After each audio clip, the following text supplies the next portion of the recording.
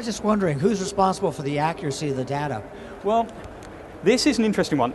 TrackingThis is an independent portal. If someone falsifies a record, if someone says it's had a pat test and the operating load was 500 watts when they didn't bother checking it, then obviously that is the responsibility of the person that put that on. We can't mandate against that. We can't prevent someone from basically lying on it.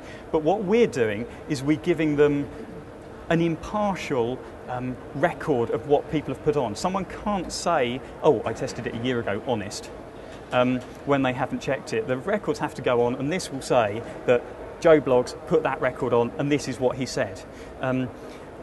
Taking things further, it would be absolutely great if we could make it so that in order to put a pat test on, for example, I use pat tests a lot as examples, you have to say why you're qualified to do a pat test.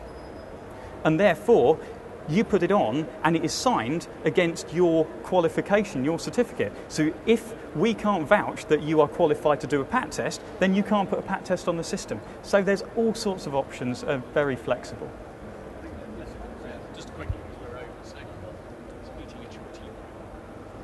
How do you make your money? How do we make our money? Good question. Yes, sort of. We charge a small fee per item. Very, very small fee. The whole point of TrackingThis, this is all web-based, this is all modern technology. The cost per item, the actual implementation cost on this is negligible. If you had a company that have got their own servers, they've got their own software, you've got training, you've got support, you've got all sorts of stuff, the cost of implementation is high. The whole point of this is it is a website. We've got multiple customers on the same servers.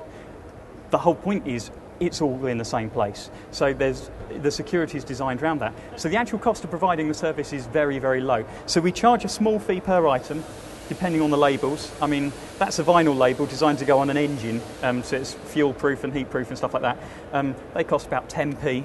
That's an aluminium anodised label, which is pretty impossible to get off, very rugged. They cost about £1.50, depending on the cost of the item. There's a one-off charge.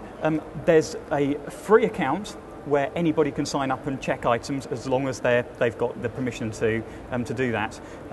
But we are looking at introducing a maintenance charge to actually be able to update items. So if you're putting pat tests on, you have to have an account, which the cost would be quite small, £10 a month or so, to literally just be able to upload the certificates on there, just to cover the running costs of the site. And presumably you can transfer ownership of items. So if Yes. a manufacturer does something, you mentioned the fake stuff, which is great. Yes. But if I'm faking equipment, why don't I just fake the sticker? It's just a Yes. number. Yeah. The whole point is those numbers are generated by our system.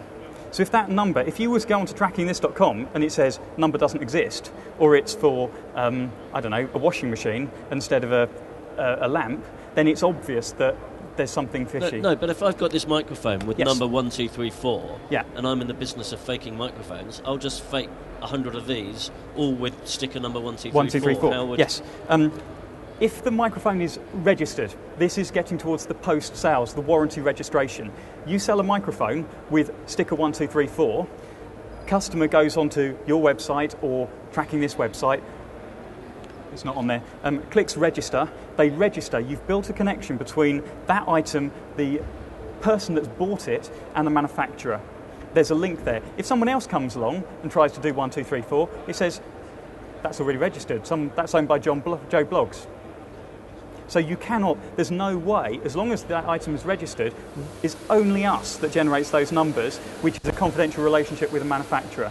So any outside, you cannot duplicate it. It's very simple and yet covers the thing.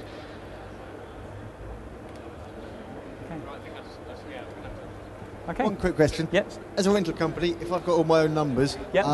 Could I Yes. import my numbers up? Yes. Yes. What we can do, these are TrackingThis IDs for the purpose of TrackingThis IDs. What we can do is there's a field in here that's a customer reference number. Spreadsheets, we can literally just map the two together. So you can search for your own reference or you can update by your own reference. So I'd still need one of your stickers, though, to initially identify. The thing is, it depends on the numbering scheme that you do. The point of the TrackingThis ID is these numbers are unique, whether it's the item's one of your items or whether it's Joe Bloggs' item. So if your numbers are potentially conflicting with somebody else's, then obviously we can't publish your numbers on the website. But if your numbers are unique, then we could. So it's just purely a unique thing. Okay, thank you very much.